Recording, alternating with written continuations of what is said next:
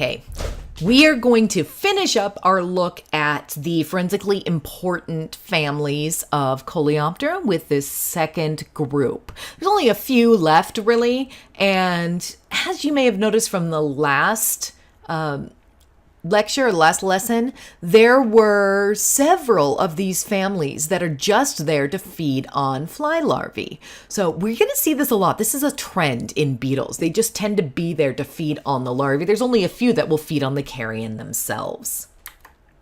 So again, remember those 8 really common beetles or beetle families? Carabidae is here. So Carabidae, these are commonly known as the ground beetles. There's approximately 40,000 species worldwide, and about 2,500 occur in North America. Now, these are one of those beetles that are omnivorous. So they feed on all manner of things out there, and they are generally nocturnal beetles. So we primarily see them at night, although if you're lifting up things, rocks and logs and under bodies, say, you can see these things scurrying around, and they are fast runners. So look at those crazy legs.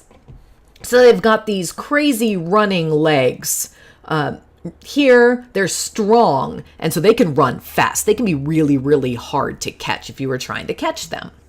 The adults are primarily black in coloration, although there are a couple of species like this one right here that are very, very bright. But overall, we tend to see them the shiny black or metallic black color there. This is one of the prettier ones. I just like shiny things. So this one has that pronotum that is really bright and almost copper coloration. Then it's green and coppery. Even its legs are coppery all over the place. So that one's super pretty. But most of them are black because they're trying to blend in with the ground. They're trying to blend in with dirt. Okay. Now they are easily identifiable. They have this very large pronotum, which is much bigger than the head. So the head is really skinny when compared to this first nodal segment, that first thoracic segment. So really, really big pronotum. Head is narrower than that pronotum. And then if you flip them over, if you look at this hind leg here, there is this little lump coming off the hind coxa. Okay, so this hind coxa here and has this little lump, this will divide the first abdominal sternite. So if you look underneath and you see this hind coxa actually reaching down, dividing that first abdominal sternite, you've got yourself a carabid beetle. Also, if you look at the elytra, they're usually shiny and they've got these very deep or very obvious striations down those elytra. So these grooves down the back. So those three or four, what are those? 4 things. Large pronotum, narrow head, the coxa dividing the first abdominal sternite, and grooves or striations down the elytra, you have Carabidae. So ground beetles, if you can catch them, they're fun to play with. All right, Dermestidae. Now, Dermestidae are probably right up there with the Sylphidae, as being forensically important. So Sylphidae, the carrion beetles that actually feed on the carrion, we can do a lot with those. The Dermestidae are the other beetles that we tend to see quite a bit and we can actually do something with when it comes to forensic entomology. So dermestid beetles are commonly known as skin beetles or leather beetles, hide beetles, carpet beetles, or larder beetles. And whatever they feed on, that's what we've named them after. So skin beetles will feed on skin, leather on leather, hide on hide, carpet on carpet, larder in your larder. So they feed on foodstuffs. We tend to see a lot of flower beetles and things like that in there. Now, there's not nearly as many of these beetles as we've seen in some of these previous ones. There's only 500 species worldwide, with only 120 found in North America. So, I mean, this is barely a family when it comes to beetles, right? So not a lot are found worldwide, only about 500. And these are tiny beetles. They range from 2 to about 12 millimeters in length. They have this rounded body shape. Look at that ventral surface that's rounding underneath there. And what's most distinctive about them is they are covered in scales. So if you look very close, they have these flattened hairs all over their body that gives them a hairy or a furry type of finish. So they're not shiny like the Carabidae. They're not super metallic. They look dull or they look furry. That's because of the scales. So these scales then will will create distinctive patterns on the beetle. And we'll see these different patterns both on the ventral and on the dorsal surfaces. So this beetle right here, it's got almost stripes in these lighter colors along that darker venter and or dorsum.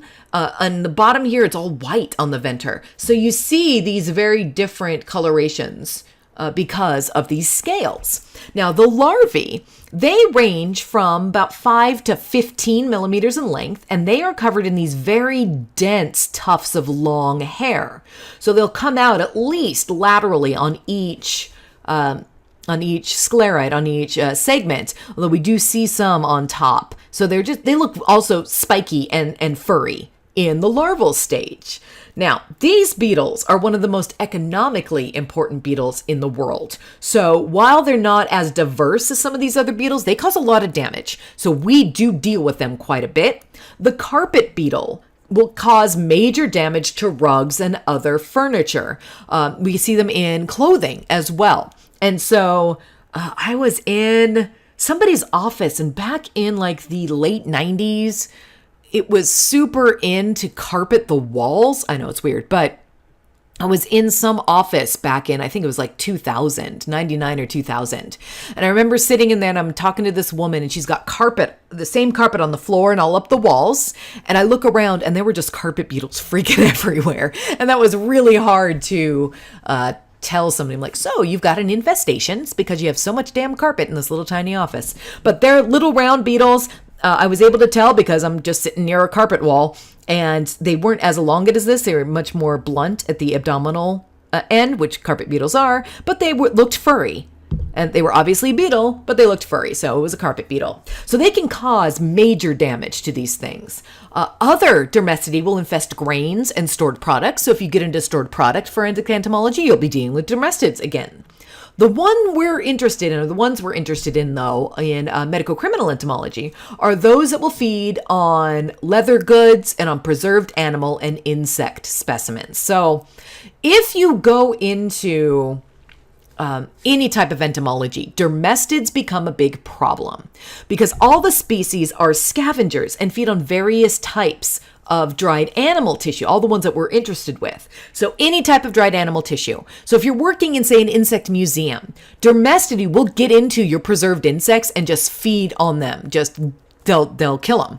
So you see a lot of damage on these preserved insects. If you get into a museum that has, say, a lot of animal heads or hides or stuffed animals, that sort of thing, like the Natural History Museum, you'll get beetles that will get into those taxidermied animals, these dermestids, and they'll feed on the hair and the hide, and they'll damage those preserved animals. So they cause big, big problems in museums and things like that. So the forensics importance, though, it's due to this penchant for animal tissue. In sufficient numbers, these beetles can reduce a human body to a skeleton in 24 days. So in under a month, even without maggots, just the beetles alone, they can remove all the flesh of a full human in 24 days. Because of this, so in places where we want a nice clean skeleton, we've actually used these things in museums and taxidermy offices and places like that. So they have been used to remove flesh from bones of museum specimens. And what's nice is they're super easy to keep in colony. So what you do, if you want to do that, let's say you find a dead animal and you want its bones, which, not weird, shut up. So you can find a, roadkill, whatever, and you can have a colony of dermestid beetles. You just keep them in about a 30-gallon fish tank, put some wood shavings on the bottom, just like you do for your rabbit cage or whatever, and you feed them with meat. And so you could put in an animal into this dermestid case, and it'll just feed on this flesh, and it'll completely clean those bones. So a lot of museums keep dermestid colonies to clean the bones off. A lot of anthropologists will keep dermestid colonies to clean the bones off. So any university that has a good anthropology section or natural history type of college, they have dermestids so they can clean bones. And you can just do this at home for funsies. Now, The larvae are typically found on animal corpses during the dry and the skeletal stages of decomposition. They will hide from the light, and so they will go into any cavity or recess that is available. So they will get through holes, they will get underneath the mummified skin, they'll get into the skull, they'll just be everywhere. And they're just feeding on that sort of dried out flesh. The adults are cannibalistic, so they will happily eat the larvae and the pupae of their own offspring. So things get a little crazy in really high density. So if you are keeping them in colony, make sure you keep them fed. You just want to always give them your old chicken bones or whatever, and they'll, whatever you had for dinner, and they'll clean all that up for you and be fed. So if you collect these off of a body, you want to keep that cannibalistic tendency in mind. You want to keep the adults separate from the other stages so you can still have these as evidence at the end. We mostly see dermestid beetles active during the warm months of the year, so they do undergo diapause during winter. Now, members of dermestidae produce a protective membrane that lines their gut and surrounds their food meal. So because they are feeding on really nasty, really dried bodies, that's a lot of crazy substances. A lot of bacteria is going on there. A lot of stuff is going on there. So the lining they have will protect the gut walls from abrasion and really nasty stuff during digestion. So as this... the waste material is passed from the beetle body in the form of fecal material. It is wrapped in this lining. It is wrapped in this paratrophic membrane. So remember, we talked about the paratrophic membrane is what lines the midgut of all insects. So in beetles, they actually completely wrap up their food, protect the lining of their entire gut walls, and send it out into the big bad world in the form of waste material. So we may see this wrapped fecal material in an unbroken chain, and we call this frass. So this is what frass looks like. It looks like big tubes or little tubes of maybe dirt, almost like worm casts, things of that nature. So it's usually light brown in color with a dry, stringy appearance. It crumbles very, very easily on touch, and it may be mistaken for sawdust by somebody who doesn't know what they're looking for. So if you see a bunch of sawdust, or an investigator comes to you and said, do you have any reason in your knowledge as to why there might be sawdust on this body, take a look at it. It might be frass from dermestid beetles. So they're most often associated with mummified remains. That's where we tend to see a lot of this frass, is in these mummified bodies. Now, the presence of the dried paratrophic membrane, or frass, is indicative of a very extended post-mortem interval. So you've been over for a very long time. However, we have found frass in remains that are only about 4 months old, but still, that's much longer than, say, a few weeks, like we would see maggots or things of that nature. Now, frass may be used as an alternative DNA or toxicology sample. What's interesting about this is that frequently frass will yield more DNA than other mummified tissues. This is because the beetles are going to be feeding on the human tissues. They're going to extract the moisture and then protect the remains with that paratrophic membrane. This gives the DNA that is present in that tissue a very good chance to survive a very, very long time. They're basically freeze drying it, right? They're drying it out. They're covering it. It's the perfect protection. So this same idea goes for toxic substances that may have been in the tissue. They are concentrated in the frass. They're dried out. They are protected. Moisture, the bacteria, the fungi that grow in those things, those are the big enemy for DNA for other substances. This is a beautiful way of preserving that. So frass is a great resource for some sort of qualitative toxicology sample, for some DNA samples.